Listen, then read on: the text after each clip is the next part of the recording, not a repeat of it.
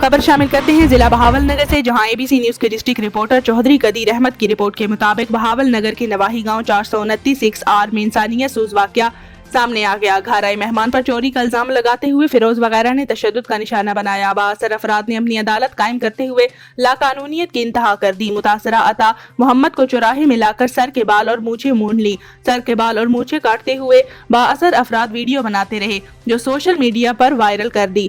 फकीर वाली पुलिस ने मुतासरा अता मोहम्मद को ही चोरी के इल्जाम में हवालात में बंद कर दिया। इंसानियत सोज जुर्म के मुर्तकिब बाअसर अफराद आजाद फिर रहे हैं। अता मोहम्मद को तस्दीक का निशाना बनाने वाले मुल्ज़मान के खिलाफ ताहाल कोई कार्रवाई नहीं हुई। इंसानियत सोज वीडियो सोशल मीडिया पर वायरल होने के बावजूद अरबाब इख्तियार ने भी अभी तक कोई नोटिस नहीं लिया।